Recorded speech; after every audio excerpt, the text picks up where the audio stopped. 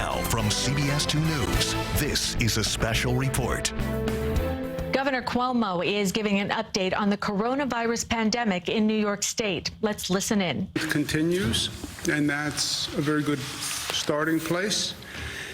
We are now back to where we were on March 31st, before we started this dramatic increase in the number of cases. We're still watching.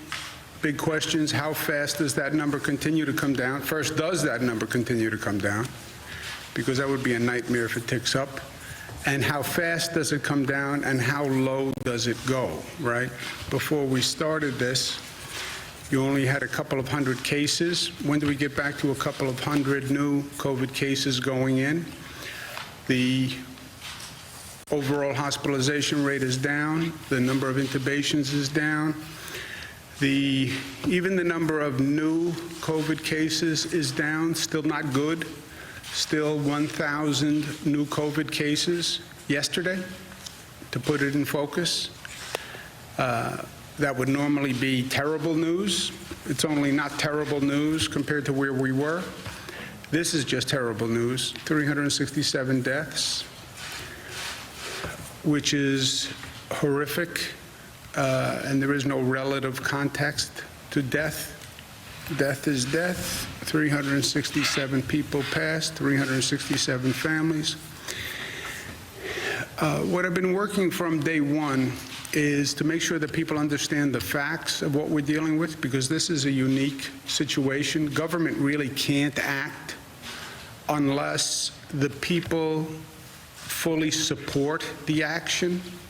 What we have done here, government couldn't do. It was a pure function of what people did. So my plan all along has been give people the facts, and if they have the facts, they will act responsibly. But they have to have the facts. They have to buy into the plan. And it really is an individual decision, right? Who's taking care of your health? You are. We're mutually dependent in that what I do can affect your health. But it really comes down to giving everybody the information so people can make their own decision.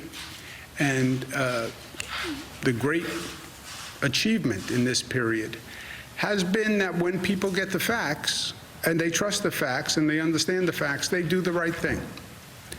And that is a lesson that I hope people remember after this is all over. But we still have to remember the facts. And we talk about reopening, we talk about reimagining. Let's start to put some meat on the bones of what we're talking about so people understand.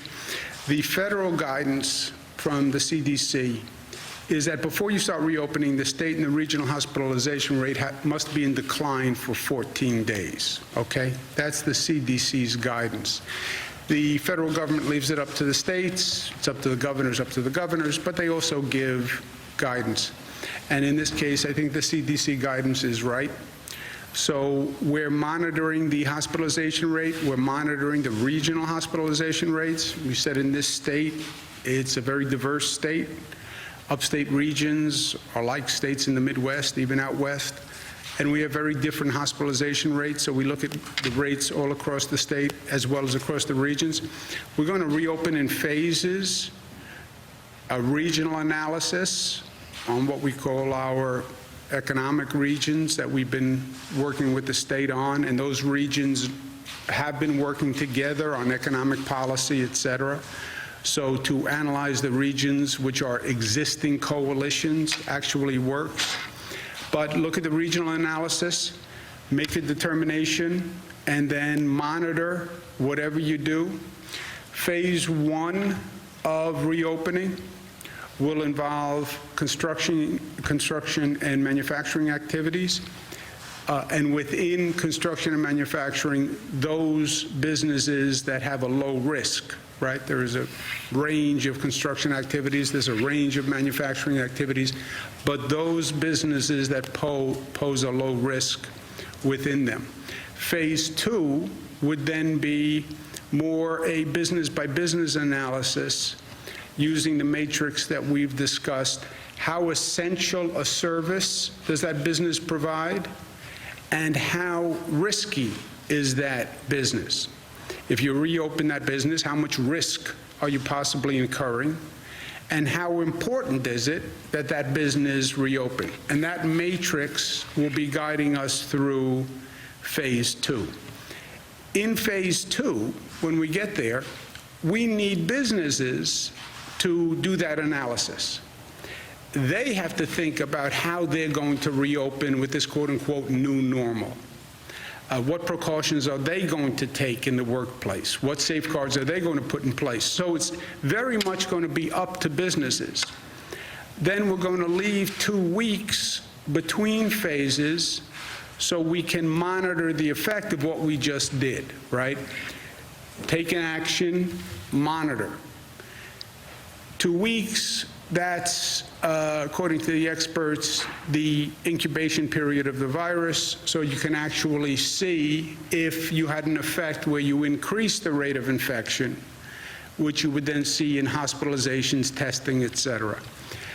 So everyone understands the overall risk that you start to increase activity, the infection rate goes up, 2 weeks to actually do that monitoring. That's the broad outlines of the reopening plan. And then you get into caveats. One caveat is you can't do anything in any region that would increase the number of visitors to that region, right? You have a whole multi-state region in lockdown here. It's possible that you open something in Syracuse or you open something in the North Country where you now see license plates coming in from Connecticut, New Jersey, people from downstate, all coming to that area because they've been locked down and they're looking for an activity. So that's something that we have to pay attention to. And all of this is done in a multi-state context with our neighboring states, most relevant, especially downstate. Downstate is obviously the most complicated situation. That's New York City, that's Westchester, Nassau, Suffolk, the surrounding suburbs. Multi-state coordination is vital there because the New Jersey, Connecticut, New York City area is basically very intermixed. People are going and coming. They live in one place, they work in the other place. So that coordination is important. You get upstate, coordination with Massachusetts is more important in some areas, right? Some parts of the state, Pennsylvania coordination is more important. So coordinating with those states that are neighbors to that region. Downstate, we've said we have to coordinate the main activities. There are gears that intermesh. You can't turn one gear without turning the other gears. That's how you strip gears. Keep trying to explain to my daughters. Transportation, parks, schools, beaches, these are all coordinated activities, right? You turn one, they all have to turn. And that's true for New York City, Nassau, Suffolk, Westchester. They all have to be coordinated. And we're working with local businesses and leaders to do that. Again, on the phased reopening, does my business reopen? Well, what is your business? And how would you do your business in this new normal? You normally have people in a conference room. Are you going to do that? You normally have people in workstations that are right next to each other. Do you plan on reopening that way? So this is not a one-sided equation here. Businesses, you develop a plan on how you would reopen given everything we now know. And if you have a plan, I'll show you in a moment, that actually takes into consideration these new circumstances, more essential, lower risk. The way a business opens will determine the risk. They can't really determine how essential their service is, but they can determine how risky opening them up, opening their business would be. Also, we need them to be creative and think outside of the box.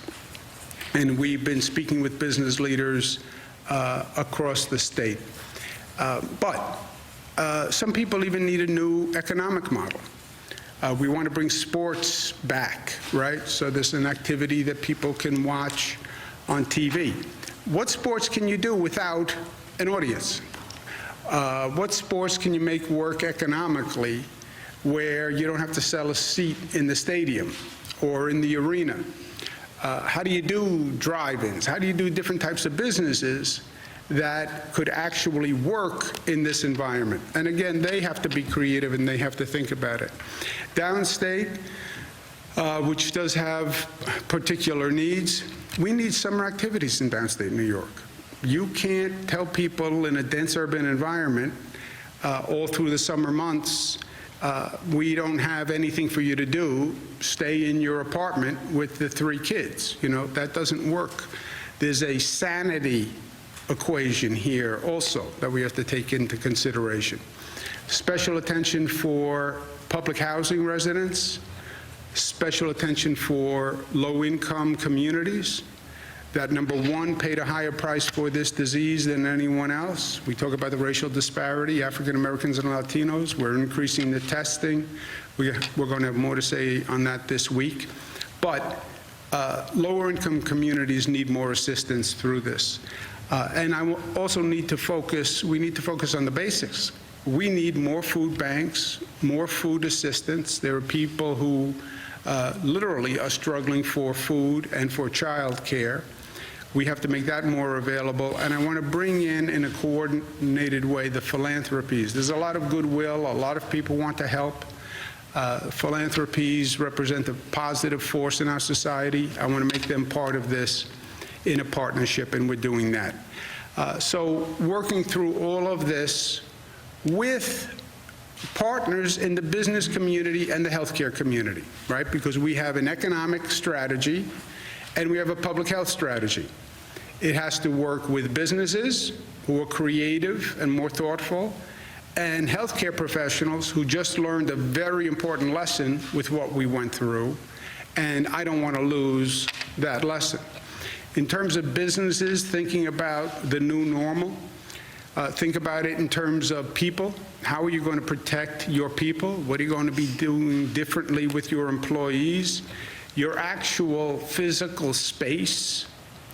What does the physical space look like when you reopen in this new normal? What are you doing about PPE equipment? How are you cleaning? What's the hygiene? What's the access? What's the screening? How do you move people? What's the travel and transportation?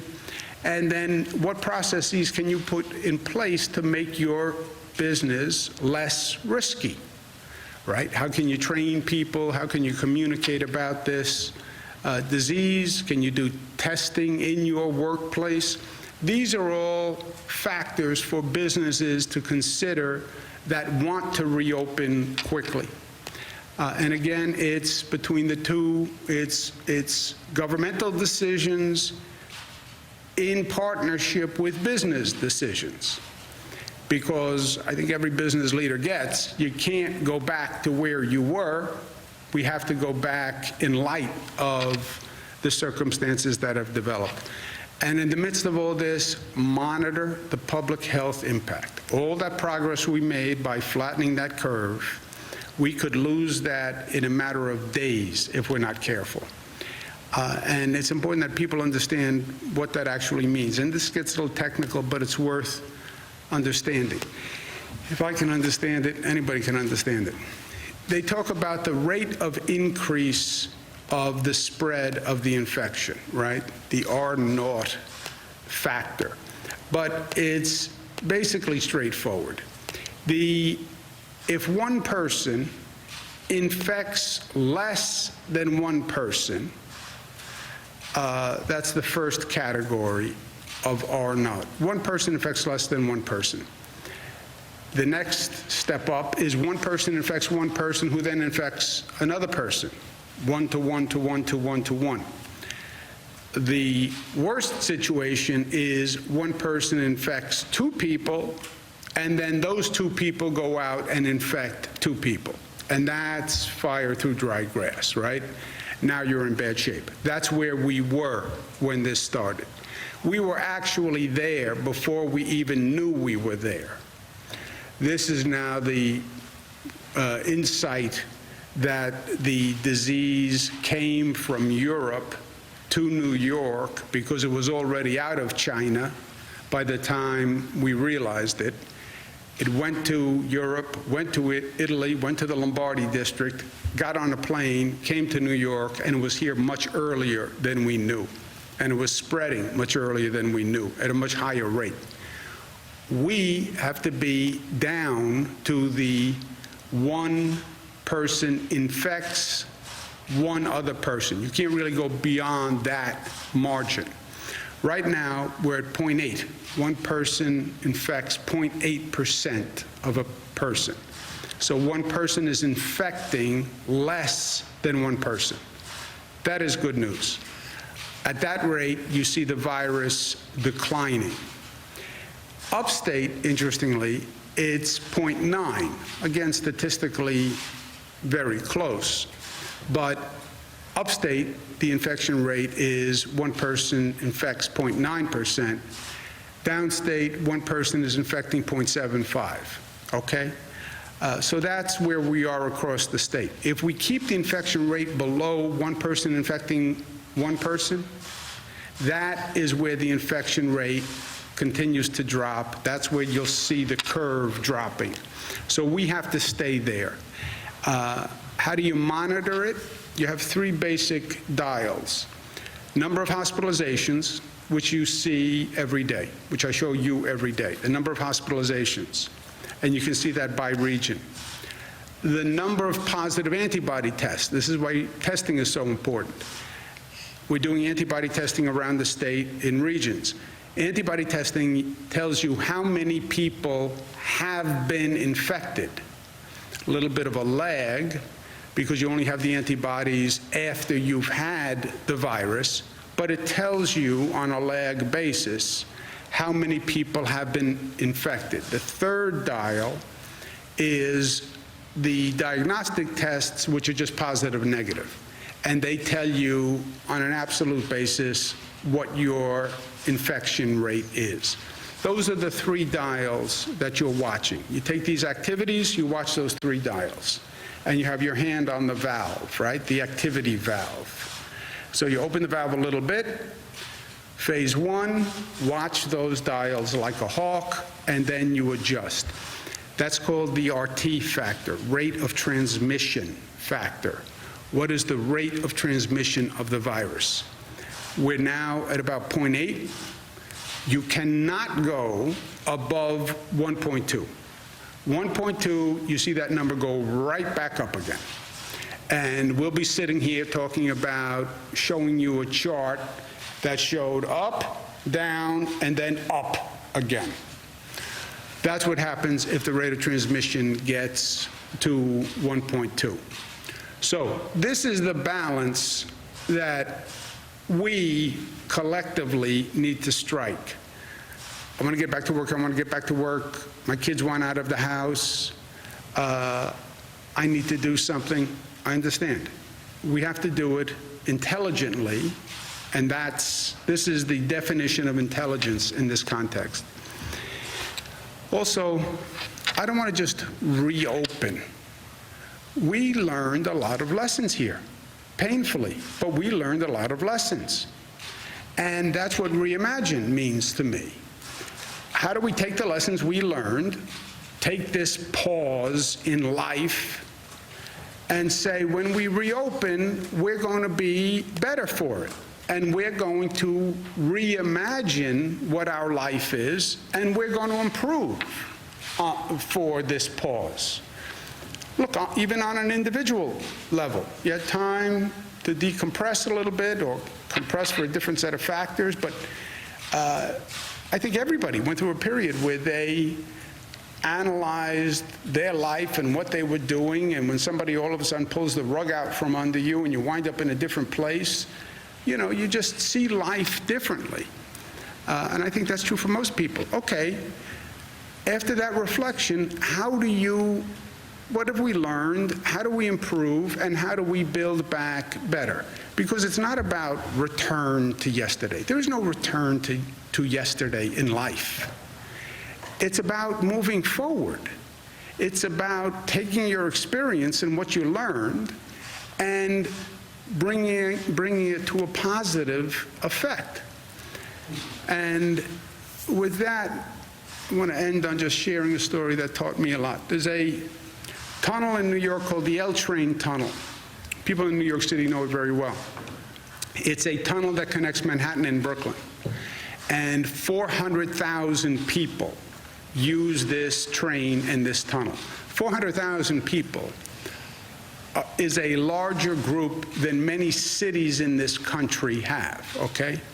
So they had to close down the tunnel because the tunnel was old and the tunnel had problems, and everybody looked at it and they said, we have to close down the tunnel. 400,000 people couldn't get to work without that train, and they had all these complicated plans on how they were going to mitigate the transportation problem, and different buses and different cars and different bikes and different horses, the whole alternative transportation. And this went on for years. Everyone said you had to close the tunnel, and it was going to be closed for 15 to 18 months. Now, when government says it's going to be closed for 15 to 18 months, I hear 24 months to the rest of your life. That's my governmental cynicism. But that was the plan. We're going to close it down, rebuild the tunnel, 15 months to 18 months, the MTA. This was going to be a massive disruption. I heard a lot of complaints. I get a few smart people, Cornell engineers, Columbia engineers. We go down into the tunnel, and we look at it, and the engineers say, you know what, there's a different way to do this. And they talk about techniques that they use in Europe. And they say, not only could we bring these techniques here, and we wouldn't have to shut down the tunnel at all, period. We could just stop usage at nights and on weekends, and we can make all of the repairs. And we can do it with a partial closure for 15 months. The opposition to this new idea was an explosion. I was a meddler. I didn't have an engineering degree. They were outside experts. How dare you question the bureaucracy? The bureaucracy knows better. It was a thunderstorm of opposition. But we did it anyway, and we went ahead with it. And we rebuilt the tunnel, and the tunnel is now done better than before with all these new techniques. It opens today. It opens today, and the proof is in the pudding, right? We went through this period of, I don't believe it, this is interference. It opened today, and it opens today not in 15 months, but actually in only 12 months of a partial shutdown. So it's ahead of schedule, it's under budget, and it was never shut down. I relay this story because you can question, and you should question, why we do what we do. Why do we do it that way? I know that's how we've always done it, but why do we do it that way? And why can't we do it a different way? Why not try this? Why not try that? People don't like change, you know. We think we like change, but we don't really like change. We like control more than anything, right? But, so it's hard. It's hard to make change. It's hard to make change in your own life, let alone on a societal, collective level. But if you don't change, you don't grow. And if you don't run the risk of change, you don't have the benefit of advancement. Not everything out there has to be the way it is. So we just went through this wild period where people are walking around with masks. Not because I said to, but because they understand they need to. How do we make it better? How do we make it better? And let's use this period to do just that. And we will. And we'll reimagine, and we'll make it a reality, because we are New York tough and smart and disciplined and unified and loving, and because we know that we can. We know that we can. We showed that we can. Questions? What you presented today seems to be an outline, kind of a philosophical approach to reopening, but when can people expect, like, dates and hard facts and times of opening? When are we going to get details? You have them there, Jess. You have May 15th. The pause is statewide until May 15th, right? Then you have the CDC guidance that says total hospitalization is declining for 14 days, okay? So we get to May 15th. What regions have seen a decline for 14 days? Well, we're assuming we will have seen a decline in the state for 14 days. But what regions of the state have seen a decline for 14 days? That's where you will start the conversation to get to phase 1 in that region. The regions that would be more likely able to open sooner would be the upstate regions. You take like central New York, you take the North Country, you take the Mohawk Valley.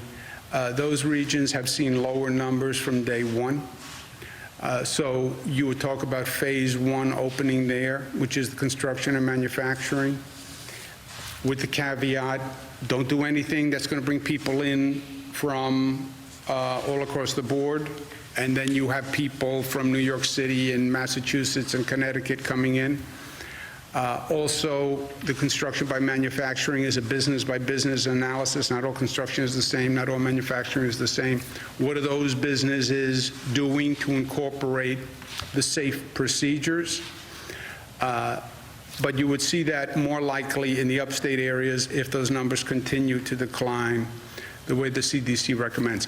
Downstate New York is going to be more complicated. You can't do anything in New York City that you don't do in Suffolk, you don't do in Nassau, you don't do in Westchester. You can't do anything in downstate that we don't do in coordination with primarily Connecticut and New Jersey.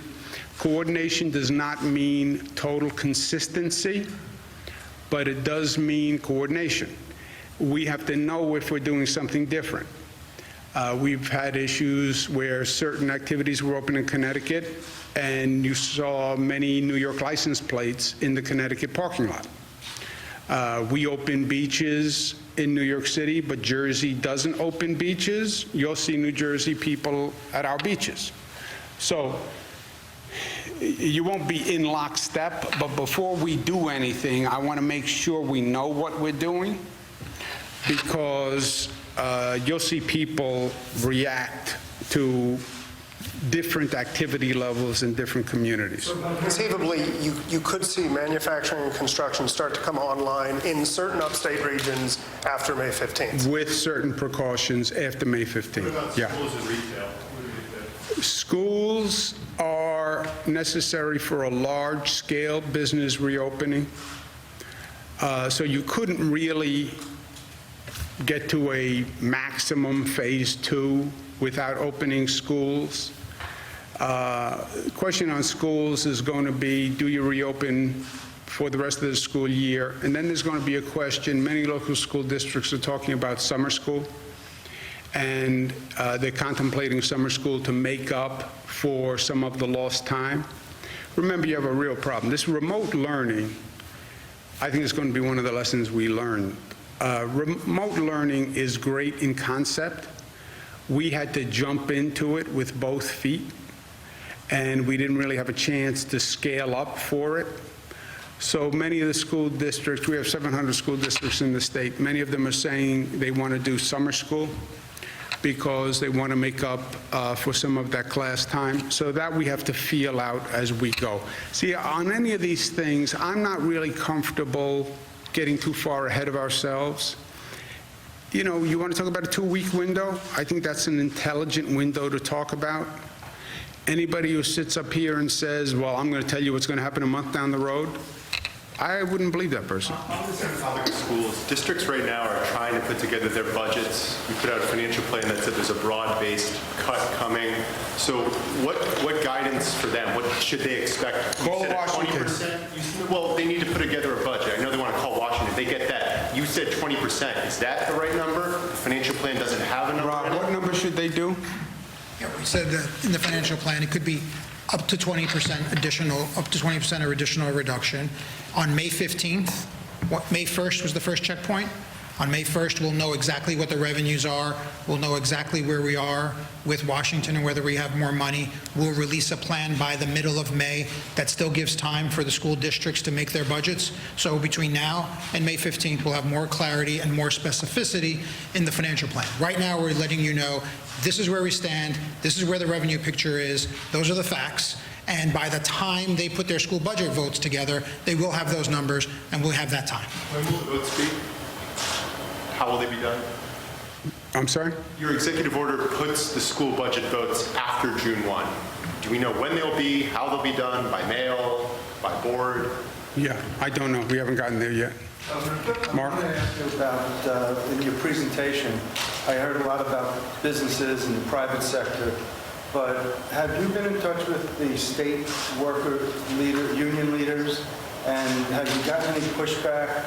Like, well, we don't want to be the guinea pigs, or we're the first one, where our workers are the first ones out at work. I mean, have you laid out a plan of the spacing and social distancing at state office buildings?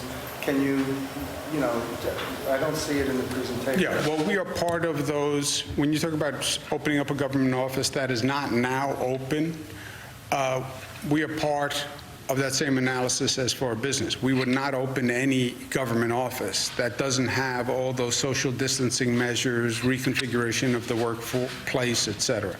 So we would do the same thing we're asking businesses to do. So are you planning anything? Are you working on that? Yeah, we are planning that. We come back in phases, reduced workforce, more space, et cetera. And then we have certain functions that are more essential than others also.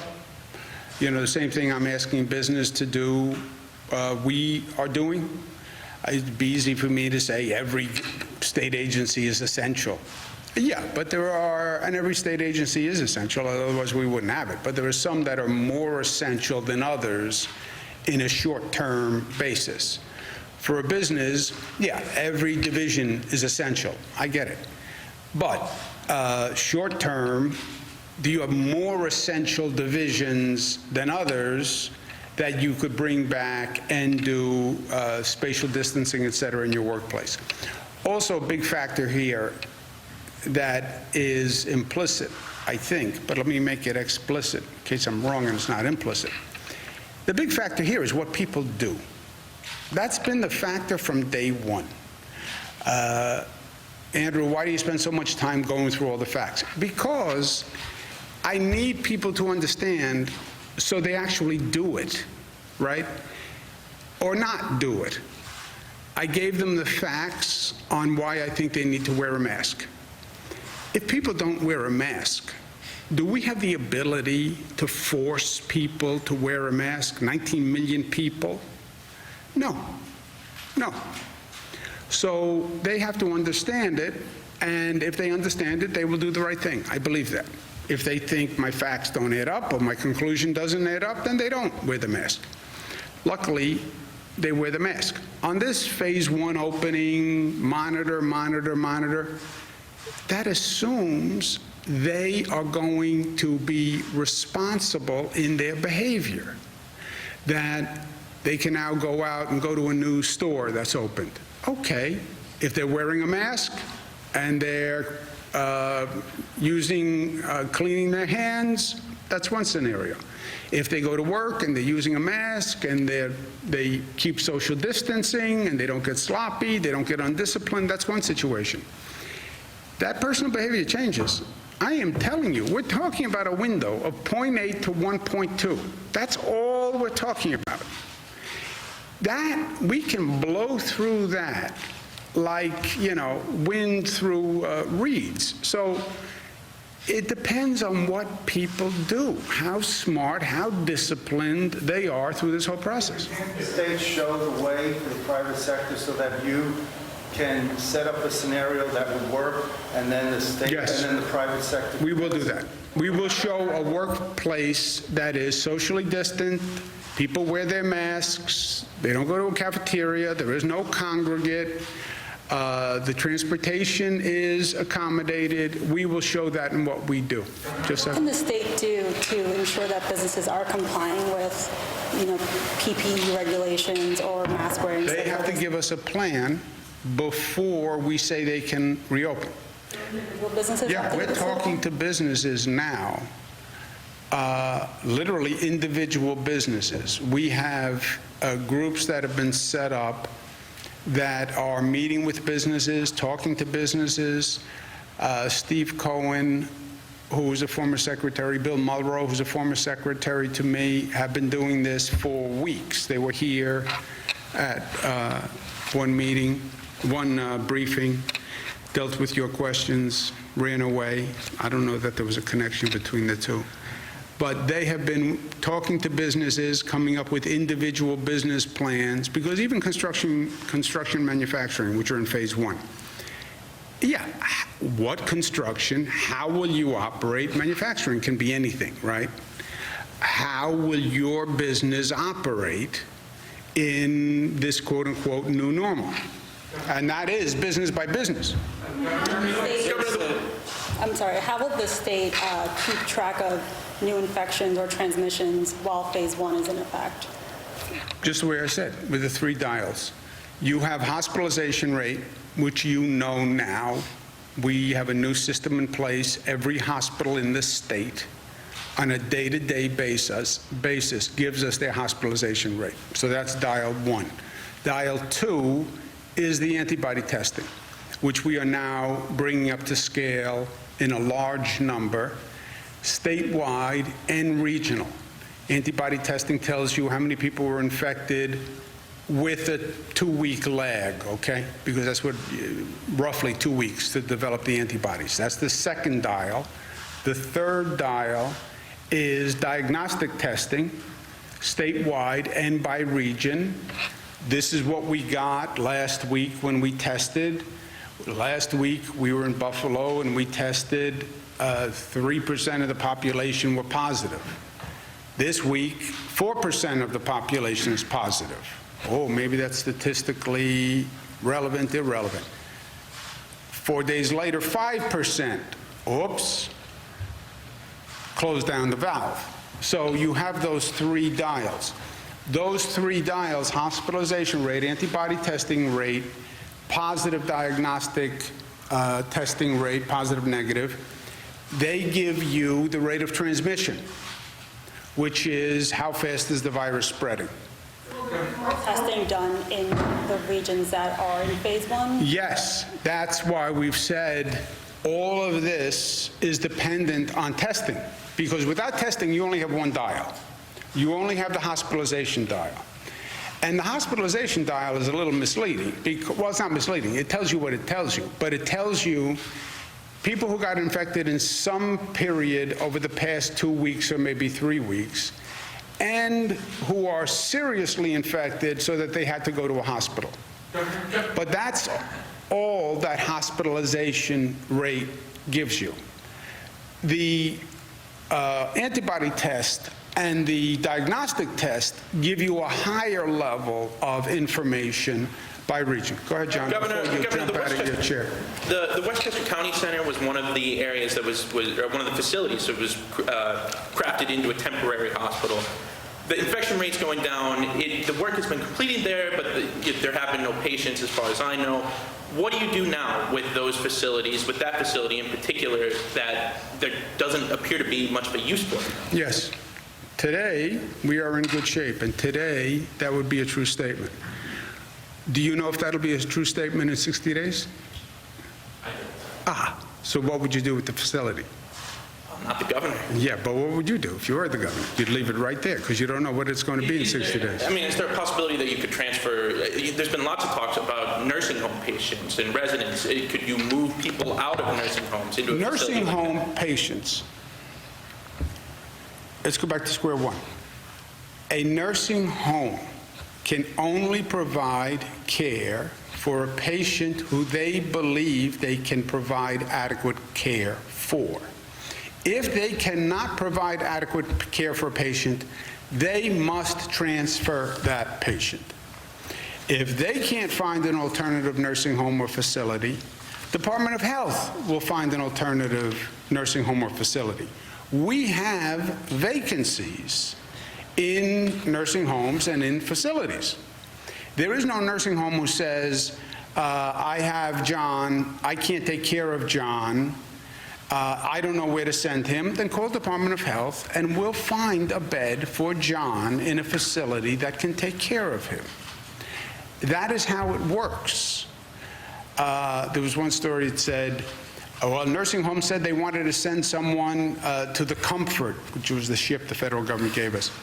And Department of Health said they can't send them to the Comfort. Yes, a nursing home can't send a person to the Comfort because that's not the agreement with the federal government. Comfort only took referrals from hospitals, so the person was assessed at a hospital first. But forget the Comfort. If a nursing home calls up and says, I can't take care of this person, we will find a bed for that person, period.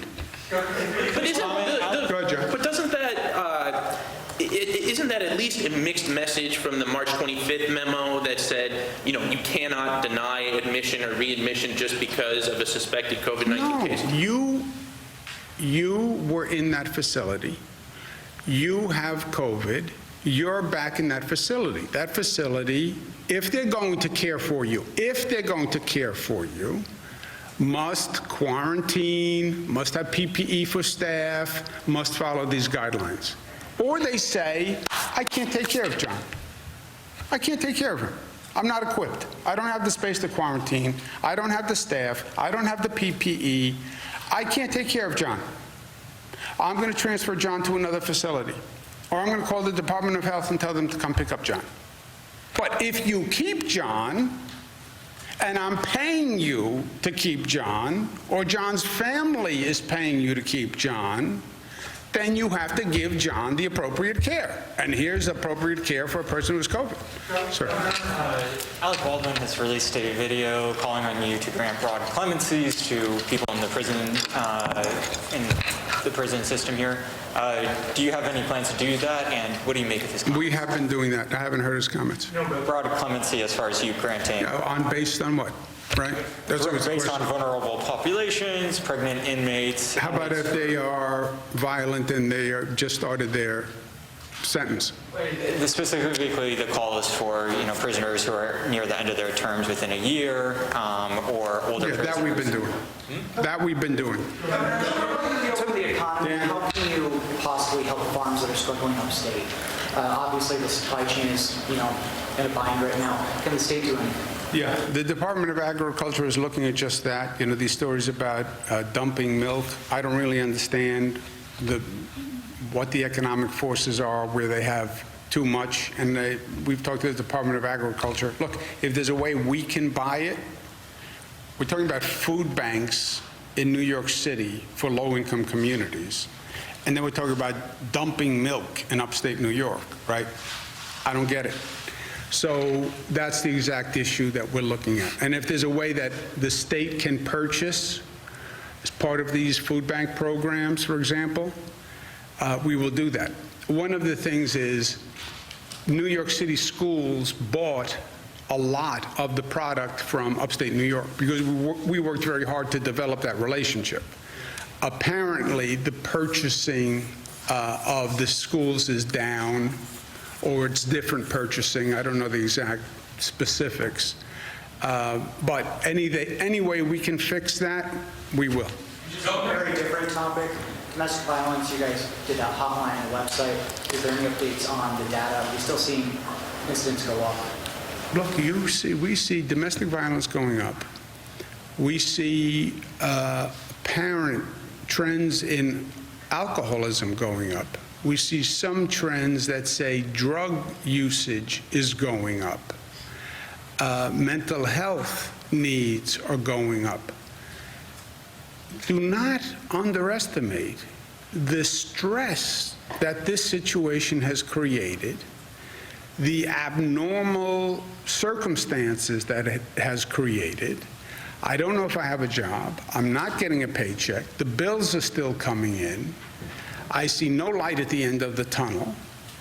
And I'm cooped up in my home, and I'm under tremendous stress, and then I have this added stress of being in this situation that I've never been before in my life. Yeah, that is a toxic mix. So when we talk about reopening, getting people out, some activities, a place where people can walk, just something, I say tongue-in-cheek is the sanity index, but, people need to know that there's an opening, there's a future, that there's hope, that somebody's doing something, and then you need a relief valve just on a day-to-day basis so people have some relief in their lives, some vent. Just about everyone at this point has said that this crisis has emphasized how important healthcare workers are, even outside of a crisis. That being said, does that shine any sort of light or add any urgency to the plight of the pensioners of the former St. Clair's Hospital in Schenectady who are frankly dying off at this point? Oh, that's a good point. I do not, I don't know if we can get to that problem with this situation. I'm aware of it. I don't know that I don't know how we can help those people through here, but it's something we'll look at. Financially, it would be difficult because the state is strapped for cash, but as far as investigating to figure out who's responsible for the disappearance of their money, is that something that should be emphasized, seeing as those people are literal heroes? Yeah, for sure. For sure. Governor Rudy. On Monday, she canceled the presidential primary in New York. I'm sorry. Do you think tomorrow the Democratic commissioners of the Board of Elections should cancel the presidential primary in New York? Yeah, I haven't expressed any opinion to them. I know I'm asking you to Yeah, express have an we opinion. said any opinion? No, it's up to the BOE. Okay, you have an opinion, you're a smart guy, I'm a Not Democrat. that smart, not that opinionated, just a cool dude in a loose mood. You know me, Jim. As the leader of the party in the state, you won't weigh in? Nope. Governor, Mark, and then we'll come right back to you, Jesse. Since deaths lag behind hospitalizations, why not use a decline in the death rate as the bellwether for reopening instead of hospitalization? Well, we look at both, right? We look at the death rate by region, and we look at the hospitalizations. They basically track more or less. Do we know statistically what the variance is between the two? The death rate, we look at hospitalizations are important because that's the front end. That's sort of the newer cases, so you know what the capacity is on the system. We still know as a ratio about 25 to 30% of all hospitalizations due to COVID end up in ICU. And of that 25 to 30%, 90% of those people end up on intubation. And then that rate of death is rarely fairly high. So we work, when the governor talks about hospitalizations, that's that entire process that's factored in to the dial of reopen, not reopen. Yeah, and remember the train comes off the tracks here. The train comes off the tracks when you overwhelm the healthcare system. That's when everything goes bad. That was Italy. That's what we were very worried about, right? That infection rate keeps going up. You will have a death rate associated with that infection rate. But first, you'll have a collapse of the hospital system. And you'll have people in hallways, on gurneys, who aren't getting cared for. That's what we were petrified of, frankly. And that's why we boosted all the hospital capacity, all these extra facilities. That's why that hospitalization rate, 1,000 people walked into a hospital today, that number of people walking into the hospital, that number gets too high, you overwhelm those emergency rooms, we go back to where we were, shuttling equipment all across the system, shuttling patients all across the system. That's the first indicator, warning sign. Well, my question related to reopening and the economy and the state, as opposed to using, the death rate going down for 14 days. Yeah, the CDC came up with the hospitalization rate. I don't know their methodology, to tell you the truth. But you use a different... Yeah, we do use both. We look at both. Jesse, take the last question. What would you say to business owners, particularly in upstate, who are being absolutely clobbered by this economically? What sort of words of hope, what sort of words of comfort can you offer them? Or this will get better, this will be over by X date? Well, X date. Nobody has X date. There is no X date. You listen to the national experts, listen to Dr. Fauci, right? Dr. Fauci says there may be a second wave. It could come back in the fall, right? So nobody's giving anybody a date here. But short term, the numbers are on the decline. Everything we have done is working. The rates are all dropping. The hospitals did phenomenal work, but they did not get overwhelmed, and we coordinated the healthcare services. The policies are working. We're now looking at a relatively short period of time, 14 days of decline. If you don't have 14 days of decline, nobody would say be reckless and open anyway, right? That doesn't help any business leader in this state. And start incrementally, which is what everybody says. Construction and manufacturing, the piece you wouldn't have, and the business owners who are feeling pain, retail stores, hospitality, hotels, et cetera. That is a more problematic area to open up, even in some of the states that are rushing to open. You see those retail stores, Jesse, they still are trying to figure out how to do that, and they've sort of left it up to some retail store owners are opening, some aren't opening, some let people in, some don't let them in. So that is a complex sector to deal with. The hospitality and hotels, you know, it's hard to do these precautions in a hotel setting, but there's no doubt but that we have, at this point, gone through the worst. And as long as we act prudently going forward, the worst should be over. And on the issue of sports, do you imagine, you know, Yankees games happening in an empty Yankee Stadium this summer? I asked I've talked to many of the sports owners and sports companies. Look, I don't know. It's not my business. I don't know the economics, but if you had if your choice was players stay home, I don't know what players get when they stay home by their contract, but assume the players are getting less money or no money, right? If you could make the economics work without the seat sales, right? And you could have teams play without the seat sales, but you had televised and you had the television revenue and whatever else went with that, you know, we're in a different place. You know, be creative, try to figure it out. But if players could get paid more than staying home and owners would get some revenue versus total shutdown, why not? I'd love to watch that. Have you spoken to Mets and Yankees? Yes. No, I've talked to a number of sports owners. I don't want to get into names. But it does depend. I know enough to know the economics of baseball a little different than the economics of basketball, a little different than the economics of other sports. So it would have to be up to them that they do an economic analysis that says, yeah, some revenue is better than no revenue, and my players are willing to negotiate a contract reduction. And if they could do it, yeah, but everybody has to think outside the box, right? Because there is no box. Okay. Any other legislative measures you'd like to see passed by lawmakers this year? Any coronavirus measures? You've been listening to Governor Cuomo give an update on the coronavirus pandemic in New York. We're now returning to regular programming on CBS 2. For extended local coverage, stick with our streaming service, CBSN New York. This has been a special report from CBS 2 News. We now return to our regular programming.